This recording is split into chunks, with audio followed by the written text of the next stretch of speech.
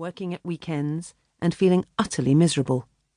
What was worse was that, paradoxically, I was editing a magazine, not Kindred Spirit, I hasten to add, which was always lovely to do, that regularly covered mindfulness and spiritual connection.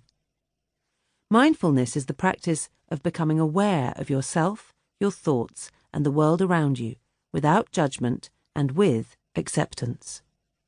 It has been found to be profoundly calming when it is done right, as you will see in this book. I, regrettably, was not doing it right. One night, still in the office at 9 p.m, and in the midst of editing a feature on finding joy in everyday things, I had a panic attack. I could feel my chest tightening, and I was convinced I was having a heart attack. However, somehow, in the back of my mind, I knew that this wasn't a cardiac issue, it was a stress response. I had edited enough articles on the subject to know what I was doing wrong. Instinctively, I put my head on my desk and breathed in deeply. I could smell the paper that was beside my head. I could feel the cool of the laminate of the desktop against my cheek. My eyes, blurry with tears, could nevertheless see the different coloured papers in that stack on my desk. The layers of magazines, printouts, invoices, and budget sheets. I could hear, or perhaps feel, the whir of my computer working on the desk. In breathing in and out gently, I began to feel my chest loosening, and, as I raised my head from the desk, my tears fell down to my mouth, where I could taste the salty reminder that something had to change. It was the taste of being bullied in the school playground, and I was being taken back there. After that, I began to watch myself more closely for clues as to what could help me, and I started doing the head-on-desk ritual more often, both in the evenings and during the day, although, unfortunately, a daytime head-on-desk looked to everyone else as if I was having a nervous breakdown, which wasn't that far from the truth. I began using my senses as a bit of an emotional first aid kit to bring me back to my body, stop my mind racing with untrue and distressing thoughts, and to remind me that there was a greater world than that within the office. A pal at my last workplace would pick up a pretty leaf on her way into work and keep it on her desk all day long.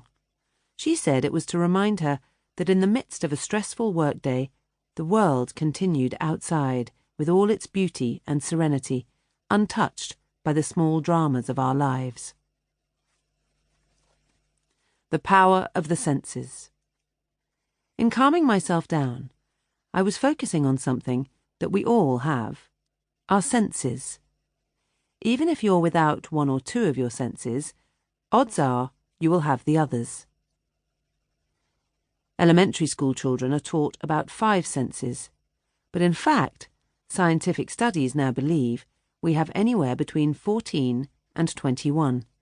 This might seem strange to you, but there are a whole host of senses involved in letting you know where one part of you ends and where other parts of you begin, as well as directional senses that enable you to know when you are walking forwards as opposed to walking backwards.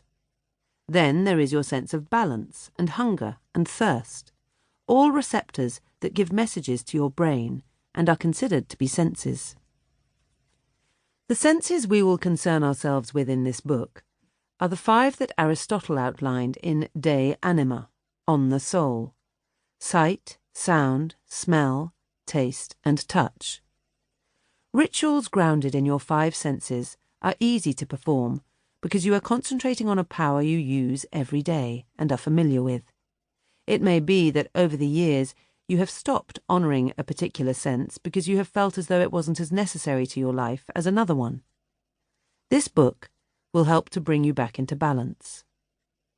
For example, has it been years since you've really smelt something that made you feel overwhelmed with desire or happiness? Have you been too busy using your sense of sight at work and your hearing on the commute to and from work?